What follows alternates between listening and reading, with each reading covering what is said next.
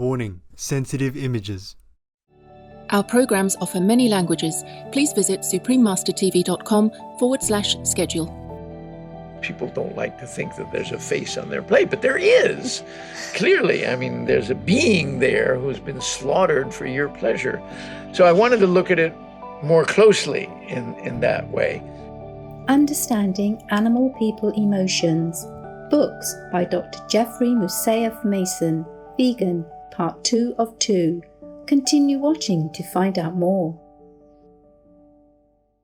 Be vegan, make peace, do good deeds. Or which jungle did you come from?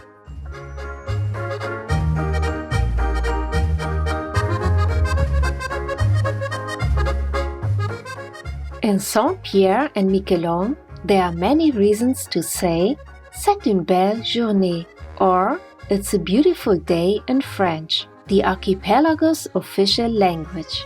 Respected viewers, I'm Caroline.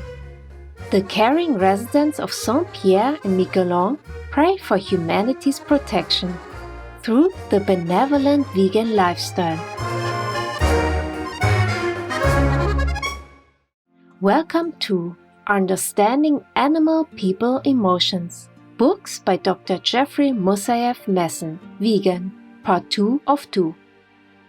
Dr. Jeffrey Moussaieff Masson is an ardent vegan and animal people rights advocate. Since the early 1990s, he has written a number of books on the emotional life of animal people and explored our relationship to the people from the animal kingdom. As we continue our interview with him, Dr. Masson shares some anecdotes about the emotional similarities between Homo sapiens and animal people. I was visiting an animal sanctuary called Animal Place in Northern California. It was a couple who started it, Kim Sturla and Ned Buyukmichi. I went out there when I was doing research for The Pig Who Sang to the Moon and stayed a few days there to observe the animals on a sanctuary.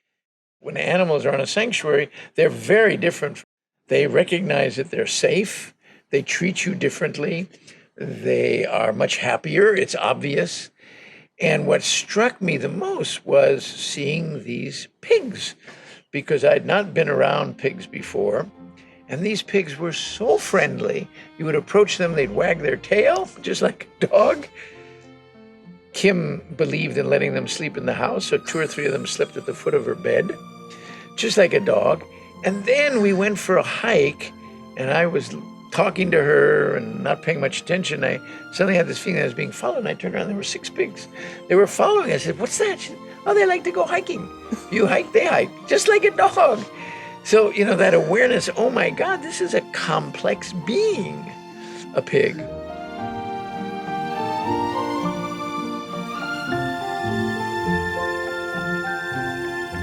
And then I had the same experience with a cow once. We were at UC Davis again, and I had called the university and told them I was writing this book and wanted it. And they said, "Well, we have a model dairy, and we'd like you to visit." And I said, "Okay." So we went to this so-called model dairy, and they appointed a graduate student, a woman, to accompany us. And my wife was pregnant at the time, and the woman who was walking around with us was pregnant as well. And I suddenly stopped, and I said, "What's that terrible sound I hear?" And it sounded like screaming.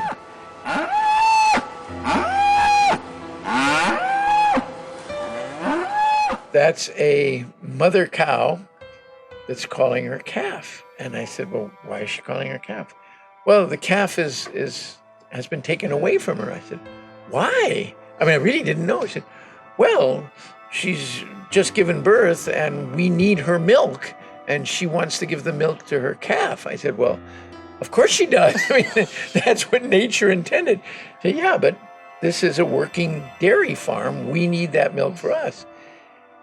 And my wife was just stunned, and she looked at her and said, "You're pregnant and I'm pregnant. How would you feel if somebody came and took your milk?" "Oh, well, that was totally unacceptable." "Well, why is it different?" And they were calling each other back and forth.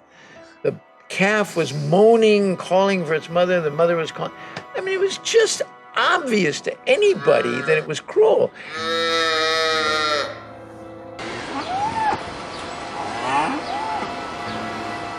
That was it for me. When I heard that, I said, that's it. I cannot drink milk. When you realize the amount of suffering involved in any animal agriculture of any kind, it's immense. Chickens, well, I don't need to tell you, everybody knows what kind of life chickens lead. It's just horrible. If we had a child that was bred at the same rate, at 3 months old, they'd weigh 600 pounds. And they just fall over because people want breast. They can't walk. I mean, it's just disgusting. It's awful. So anyone who claims it's not cruel is just not paying attention.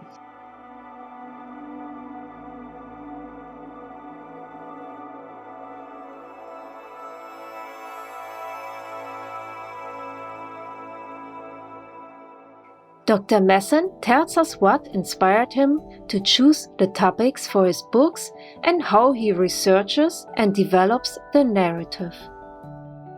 For me, it was always personal. I had to have a personal relationship with these animals to write about them. I wrote a book called The 9 Emotional Lives of Cats. And in order to do that, I felt I have to live with cats. So I got 6 cats. And I was in New Zealand, and it was a wonderful experience because we were living on the beach. There were no cars. The cats could run around on the beach. And at night, every night,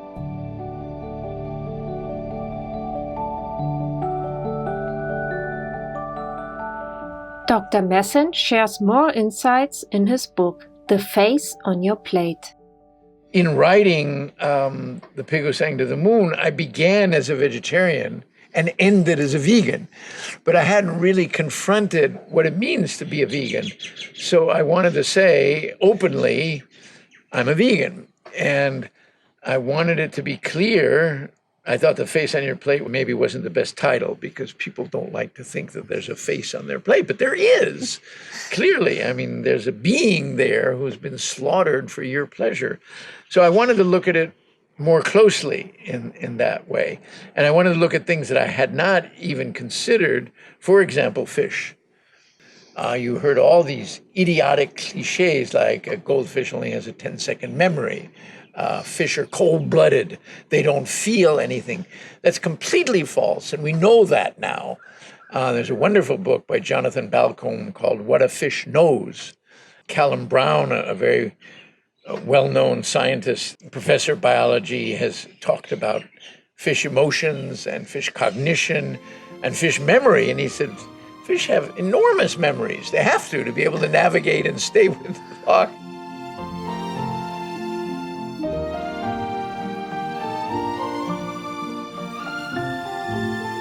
I think there are all these blocks that humans put in front of themselves, made of denial, so that they can go on doing what's convenient for them. In closing, Dr. Masson shares his hopes for humanity. Well, my wish for humanity was to stop denial.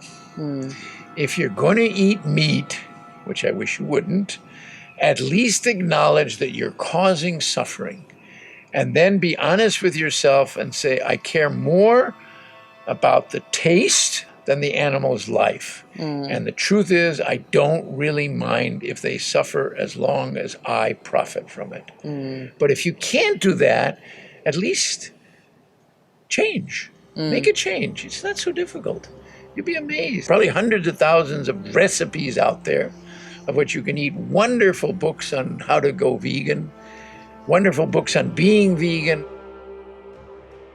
I have noticed a huge change in the way the world has responded to sentience, that wonderful word. And a group of very influential scientists around the world met in Cambridge about 6 years ago, and to the declaration of sentience, that all animals are sentient, they feel. That was a huge step forward.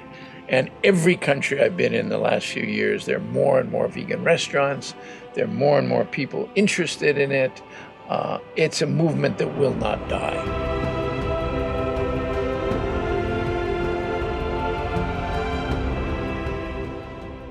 I would be surprised if 20 years from now, people still eat meat, I really believe it'll be something they'll look back on and say, how could we have been so unfeeling? Sooner or later, the world will go vegan. I'm sure of it.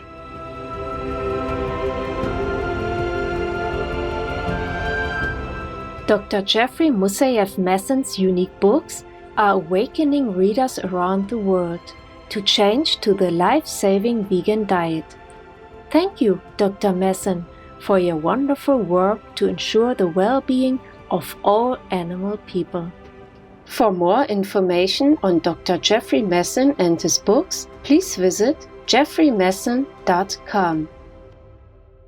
Vegan, or you or a loved one will languish in the inferno of climate change or hellfire. Delightful viewers, thank you for your gracious presence today. Coming up next is Fish People Symphonies from the Deep Blue Sea here on Supreme Master Television. May heaven's blessing be upon you, and may peace be within your heart. Our programs offer many languages. Please visit suprememastertv.com/schedule and suprememastertv.com/UL. Nos programmes offrent plusieurs langues. Veuillez visiter suprememastertv.com/schedule et suprememastertv.com/UL. Nuestros programas ofrecen varios idiomas. Visiten suprememastertv.com/schedule y suprememastertv.com/UL.